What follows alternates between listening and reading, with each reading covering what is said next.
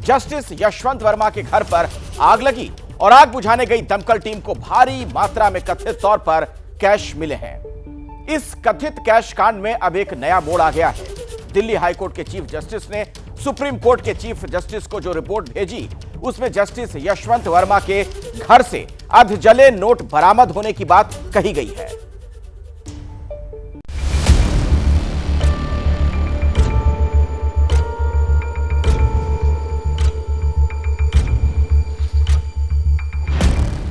अधजले note का ये bundle देश की न्यायपालिका पर सवाल उठा रहा है।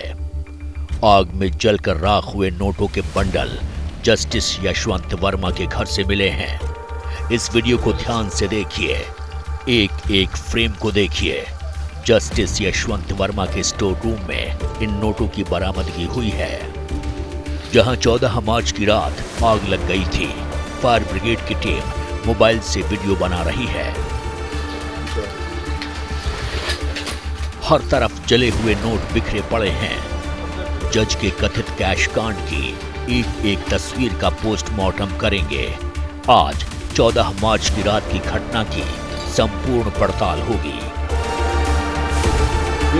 इस मोबाइल फोन रिकॉर्डिंग्स में साफ दिख रहा है कि जिस कमरे में आग लगी थी, वहां आग बुझाने के बाद बड़ी मात्रा में अधजले नोट साफ दिखाई दे रहे हैं। इतने नोट देखकर आग बुझाने जज साहब के घर पहुंचे दमकल कर्मी भी भौचक के रह गए। ये भी लिया, महात्मा गांधी में आग लग रही है भाई।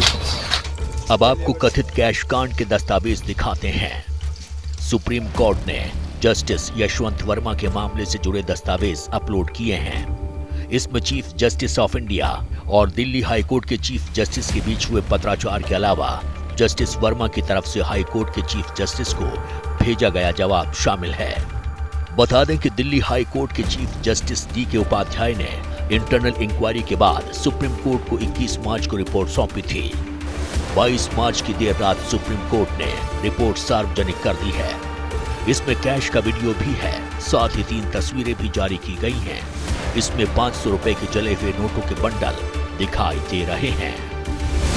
तस्वीरों को देखिए। सुप्रीम कोर्ट की तरफ से जारी तस्वीर में 500 रुपए के नोटों की गड्डी जली हुई नजर आ रही है। जांच कमेटी ने रिपोर्ट में कहा है कि करीब 4 से 5 बोरियां जली हुई मिली थीं। जिस कमरे में आग लगी, उसका इस्तेमाल स्टोर रूम के रूप में किया जाता था। इस रिपोर्ट की बड़ी बातें आपको बताते हैं। 14 मार्च को जस्टिस यशवंत वर्मा के सचिव ने पुलिस को आग लगने की खबर दी। आग लगने पर अलग से फायर ब्रिगेड को फोन नहीं किया गया। पुलिस कमिश्नर की तरफ से हाई कोर्ट के चीफ जस्टिस को अधजले कैश की तस्वीरें भेजी गईं। पुलिस कमिश्नर ने चीफ जस्टिस को यह भी बताया कि 15 मार्च को कमरे से मलबा साफ किया गया। इस बीच जस्टिस वर्मा पर भी जांच तेज हो गई है। जस्टिस वर्मा के 6 महीने का कॉल रिकॉर्ड निकाला गया है, तो वही जस्टिस वर्मा के स्टाफ का कॉल रिकॉर्ड निकाला जा रहा है। जस्टिस वर्मा से कहा गया है कि ना तो वो अपना फोन नष्ट करेंगे, ना ही अपने फोन से कोई भी चैट डिलीट करेंगे। कथित कैश कांड पर जस्टिस वर्मा फंसते नजर आ रहे हैं। If the incident is of 14th March and the Supreme Court came to know only on 20th March, why is it that the transfer was ordered? Who called the police? Whether the money was found in the house or was it found in the servant quarters?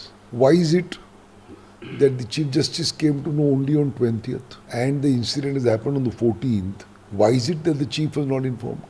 कि supreme court इसमें बड़ी कड़ी रोक अपनाएगा। सिर्फ transfer, suspend या termination ये तो नहीं चलता है, लेकिन इसके बारे में क्रिमिनल प्रोसिक्यूशन भी हो सकता है। दिल्ली हाई कोर्ट के चीफ जस्टिस ने सुप्रीम कोर्ट के चीफ जस्टिस को जो रिपोर्ट सौंपी है, उसमें आरोपों को लेकर जस्टिस यशवंत वर्मा का जवाब भी शामिल है। जस्टिस वर्मा ने अपने जवाब में कहा है, आरोप पूरी तरह निराधार हैं। मुझे बदनाम करने की साजिश रची जा रही है। स्टोर रूम हमारे घर का हिस्सा नहीं है। आग की घटना के वक्त मैं भोपाल में था। आग बुझने के बाद परिवार को जले नोट नहीं मिले। परिवार के किसी सदस्य ने स्टोर में कैश नहीं रखा। जस्टिस वर्मा ने अपने जवाब में कहा कि खुले कमरे में कोई कैश क्यों रखेगा। जले नोट उसी वक्त क्यों नहीं जब्त किए गए। मेरी साख को ठेस पहुंचाई जा रही है। मुझे झूठे बेबुनियाद आरोप से मुक्त किया जाए। जस्टिस वर्मा है उनकी तरफ से ये दावा किया गया कि एक कॉन्स्पिरेसी है और कोई भी पैसा उनकी तरफ से स्टोर रूम में नहीं रखा गया। कोई अपने स्टोर रूम के अंदर पैसा क्यों रखेगा, और जो स्टोर रूम था वो खुला रहता था, उसमें हर किसी का एक्सेस, सर्वेंट हो या जो दूसरे एम्प्लॉइज है उनका एक्सेस रहता था।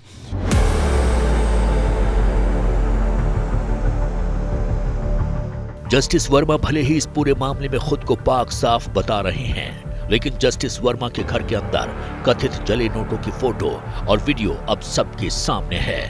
वहीं घर के बाहर भी जले हुए नोटों के मिलने का सिलसिला थमने का नाम नहीं ले रहा है। जस्टिस यशवंत वर्मा के घर के बाहर से एबीपी न्यूज संवाददाता वरुण जैन की रिपोर्ट देखिए। इसी घर के स्टोर रूम में आग लगी थी और घर के बाहर आपको इस तरीके के कई जले हुए जो नोट के टुकड़े हैं वो पड़े हुए मिल जाएंगे। सुबह जो एनडीएमसी की जो टीम थी वो भी यहाँ पर पहुंची थी, उन्होंने भी कई जो ये जले हुए नोट हैं वो यहाँ से बरामद किए हैं। ये एक और जो टुकड़ा आपको ये जला हुआ नज़र आएगा, ये 500 के नोट के जले हुए टुकड़े हैं। 10 दिन के आसपास बीत चुके हैं, अभी भी जो ये इस तरीके से जो जले हुए नोट हैं वो उनके घर के आसपास से बरामद हो रहे हैं। पतझड़ के मौसम में पीले पत्तों के साथ साथ हरे हरे नोट भी जस्टिस वर्मा के घर के बाहर उड़ रहे हैं। जस्टिस वर्मा अब इस पूरे मामले में चौतरफा घिरते जा रहे हैं। उनका बचना आसान नहीं दिख रहा। जस्टिस यशवंत वर्मा कह रहे हैं कि उन पर लगे सभी आरोप झूठे हैं, बेबुनियाद हैं, लेकिन इस मामले में सामने आई वीडियो और तस्वीरें कुछ और बयां कर रही हैं। अब चीफ जस्टिस ऑफ इंडिया ने इस मामले में जांच टीम का गठन कर दिया है। अब जांच पूरी होने के बाद ही इस पूरे कैश कांड की सच्चाई सबके सामने आ पाएगी।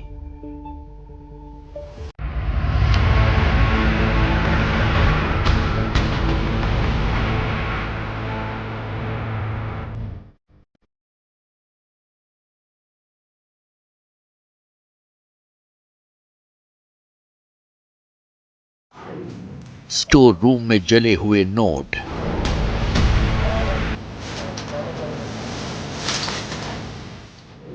घर के बाहर पड़े जले नोट,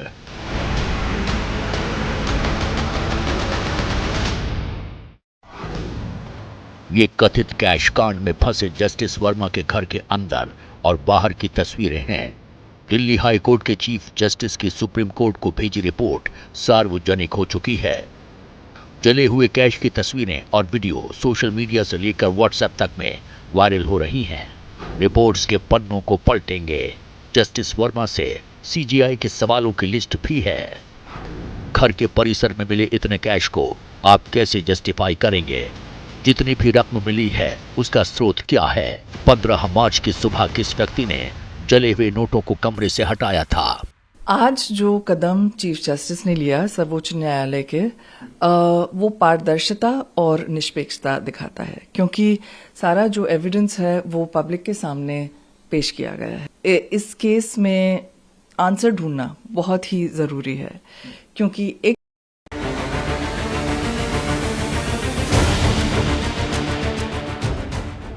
कथित कैश कांड केस में जस्टिस वर्मा की मुश्किलें हर दिन के साथ बढ़ती जा रही हैं।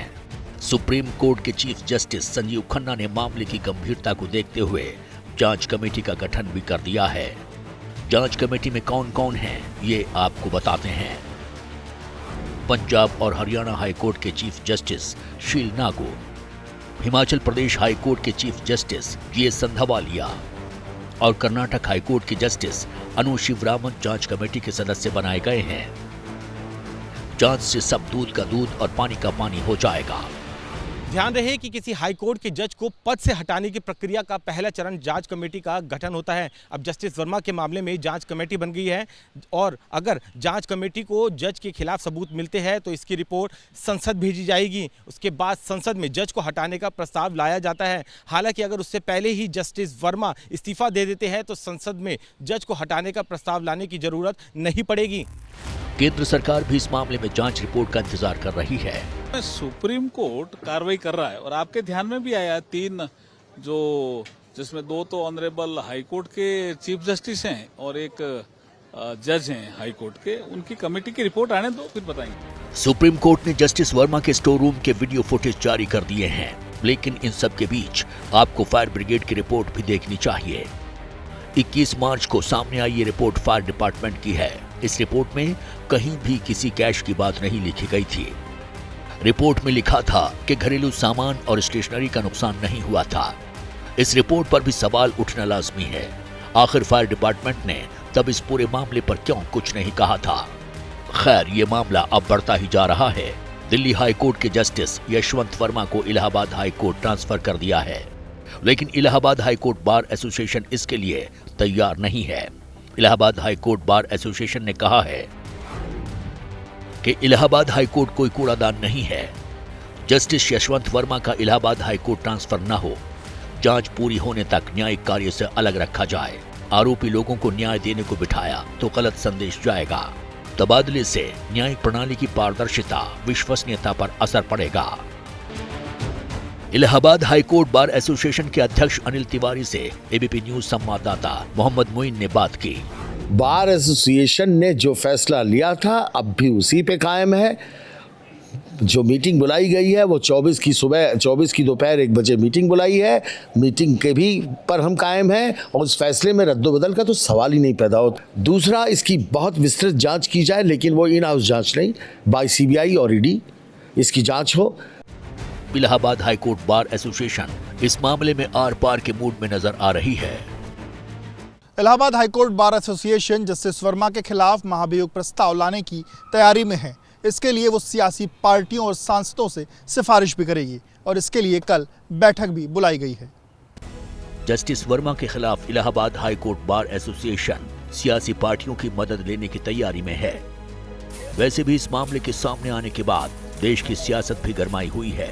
हर पार्टी के नेता इस मुद्दे को न्यायपालिका के लिए काला अध्याय बता रहे हैं कि इस प्रकार का कुछ भी आरोप एक न्यायाधीश के सामने के ऊपर आए, एक जज के सामने, कि उनके घर में करोड़ों रुपए बरामद हो और जल रहे हैं, तो इसका जवाब तो निकलना चाहिए और सत्य निकलना चाहिए, क्योंकि इसके बहुत गंभीर परिणाम होते हैं। सीजीआई ने स्वयं वो वीडियो जारी किया है जले हुए नोटों का, तो सफाई तो न्यायमूर्ति यशवंत वर्मा को ही देनी पड़ेगी कि आपके घर में रुपए कोई और रख के गया क्या। इसकी गहनता से भी जांच होनी चाहिए। और हम तो सुप्रीम कोर्ट की का और मुख्य न्यायाधीश का तहे दिल से शुक्रिया अदा करते हैं कि कम से कम उन्होंने सीधे सीधे उस वीडियो को जारी किया ताकि दूध का दूध पानी का पानी हो सके। जो नोटों की गड्डियां दिख रही हैं और जो ये नोटों का बंडल दिख रहा है, मैं समझता हूं कि ये नोटें नहीं जल रही हैं, बल्कि न्यायपालिका की विश्वसनीयता जल रही है। रुपए का लेन देन, भ्रष्टाचार। अब जजेज के भ्रष्टाचार की कोई जांच तो हो नहीं पाती, इतनी पाबंदियां हैं। किसी पॉलिटिकल लीडर के घर पे इतने पैसे पाए जाते तो बवाल मच जाता। मैं चाहता हूं कि जुडिशरी के लिए भी कुछ मापदंड तय होने चाहिए और वो दे आर ऑलवेज क्लीन, ये कंसेप्ट भी बंद होना चाहिए। इन सब के बीच उद्धव की शिवसेना के सांसद संजय राउत का बयान भी आया है, जो इस मामले में मोदी सरकार पर सवाल उठा रहे हैं। जस्टिस वर्मा के घर में जो कैश मिली है और कैश को आग लगी है, कैश जल गई है, तो बहुत सी बातें सामने आ रही है ना। लेकिन ये किसके कार्यकाल में हो रहा है? न खाऊंगा न खाने दूंगा कहने वाले नरेंद्र मोदी जी के समय में इस प्रकार से हमारी जुडिशरी में एक जज के घर में इस प्रकार से 15-15, 20-20 करोड़ मिल रहा है। वैसे ये मुद्दा संसद में भी उठ चुका है, जब देश के उपराष्ट्रपति जगदीप धनखड़ ने कहा था कि अगर कोई आम आदमी होता तो कार्रवाई होती। उपराष्ट्रपति जगदीप धनखड़ पहले भी न्यायपालिका पर सवाल उठाते रहे हैं। खैर, सीजीआई ने इस मामले में जांच टीम का गठन कर दिया है, जिसकी रिपोर्ट सामने आने के बाद ही आगे का एक्शन होगा। तो न्यायपालिका की साख दांव पर है। आइए अब हम आपको बता देते हैं कि आखिर कौन है जस्टिस यशवंत वर्मा, जिनको लेकर ये तमाम सवाल खड़े हो रहे हैं। 8 अगस्त 1992 इलाहाबाद हाईकोर्ट में इन्होंने अपनी वकालत शुरू की। साल 2006 इलाहाबाद हाईकोर्ट में स्पेशल एडवोकेट के तौर पर नियुक्त हुए। साल 2012-13 की बात की जाए, उत्तर प्रदेश के मुख्य स्थायी वकील के तौर पर उन्हें रखा गया। 13 अक्टूबर 2014 की बात की जाए तो इलाहाबाद हाईकोर्ट में उन्हें एडिशनल जज बनाया गया। 1 फरवरी 2016 को इलाहाबाद हाईकोर्ट में स्थायी जज वो नियुक्त किए गए। फिर 11 अक्टूबर 2021 दिल्ली हाईकोर्ट में वो जज बन गए और अब इस पूरे मामले में सवालों के घेरे में है। जांच के बाद ही पता चल पाएगा कि आखिर इस मामले का सच क्या है।